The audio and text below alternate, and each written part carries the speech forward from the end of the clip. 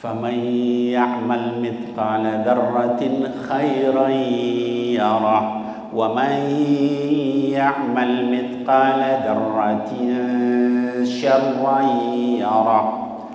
Sebesar biji sawi pun kelihatan amal kita, yang baik maupun yang jelek.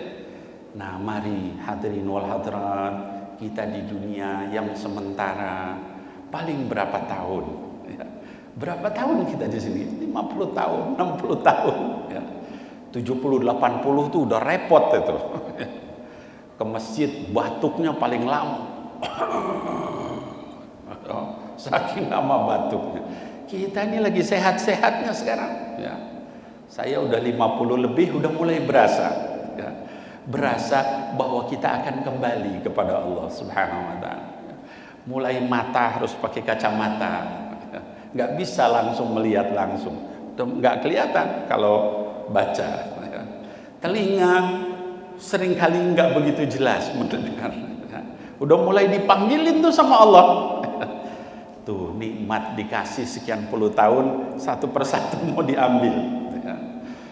Mulut ya menyampaikan kadang-kadang salah gitu. Nama orang mulai nggak ingat. Mulai itu 50 lebih, nanti 60 lebih repot lagi. 70 lebih parah lagi. Itu menunjukkan kita makin dekat sama Allah Subhanahu wa ta'ala. Jadi dihisab, dihitung.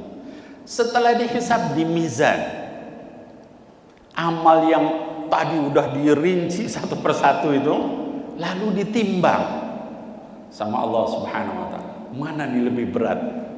Wah, luar biasa. Saat itu Bapak Ibu sekalian, kita punya teman, kita cari. Kalau kita pernah punya ada masalah sama dia yang baik, dia pernah zolim sama kita, itu dicari, diambil.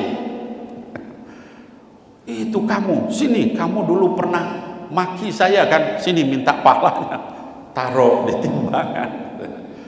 Jadi kalau kita punya masalah sama teman-teman kita, dari sekarang minta halal, minta dimaafkan. Kenapa? Kalau enggak, nanti di sana diambilin ya sama orang-orang. Kata Rasul sallallahu alaihi wasallam, "Ata'lamuna manil muflis?" Apa kamu tahu siapa orang yang bangkrut itu? Kata para sahabat, ya Rasulullah, orang bangkrut itu dia udah nggak punya hartanya, habis karena bisnisnya hancur. Kata baginda Rasul sallallahu alaihi wasallam, al-muflis min ummati, orang-orang yang bangkrut dari umatku adalah orang yang nanti datang di yaumil qiyamah bawa pahala sholat, pahala zakat, pahala haji, pahala puasa, pahala sedekah, tapi waqad syatama hada, dia pernah memaki si anu, wa safaka dama hada, pernah menumpahkan darah si anu, pernah memukul si anu, pernah ngambil barang si anu, pernah minjem nggak dikembaliin, dan seterusnya. Akhirnya pahalanya diambil oleh si anu, yang itu diambil oleh yang itu, terus sampai tidak punya apa-apa, masih banyak hutangnya. Ditaruhlah dosa orang itu ke tempat timbangan itu dan dimasukkan dia ke neraka. Hadirin wal hadirat, jangan jadi orang yang bangkrut kita ya.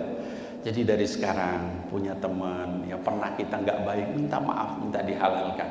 Ya. Ibu-ibu sekalian juga ya, misalnya kita pernah menghibah, ngomongin orang, katanya tuh pekerjaan ibu-ibu, tapi bukan di sini ya Bu. Ini wajah orang soleh semua ini. Amin ya Allah. Di sono di tempat saya. Ya. Terus suka ngomongin orang, udah pengajian masih ngomongin orang juga di pengajian. Ya Allah ya, bukan di sini sekali lagi. Nah itu ngomongin orang itu nanti dia ambil itu pahalanya. Ya.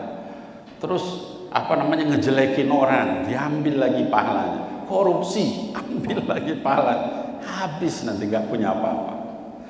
Terakhir Bapak Ibu sekalian, peristiwa di hari kiamat itu adalah pada saat kita melewati sirat. Sirat itu adalah jembatan di atas neraka jahanam. Di dalam surat Maryam dikatakan pada hari di mana semua orang itu dibikin bersimpuh di atas lututnya. Ketika dalam keadaan bersimpuh begitu, kemudian sama Allah Subhanahu wa taala suruh lewat di atas neraka jahanam. Itu sirat itu, ya. Bukan siratal mustaqim, ya.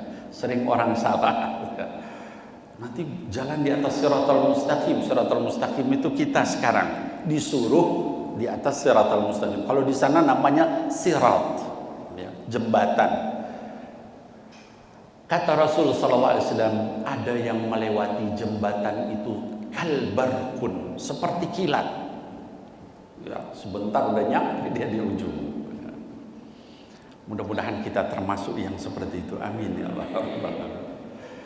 Ada kata Rasul sallallahu alaihi wasallam yang katoir, seperti burung terbang.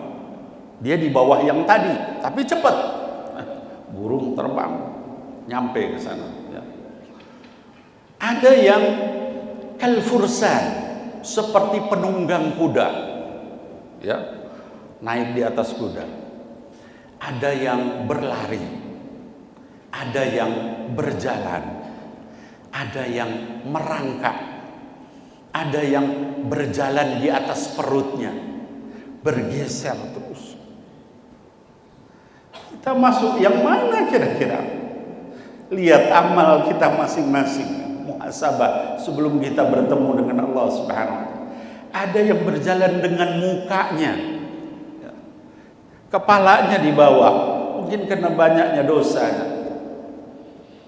Dan disebutkan sirat itu turunnya 50 tahun, lurusnya 50 tahun, naiknya 50 tahun.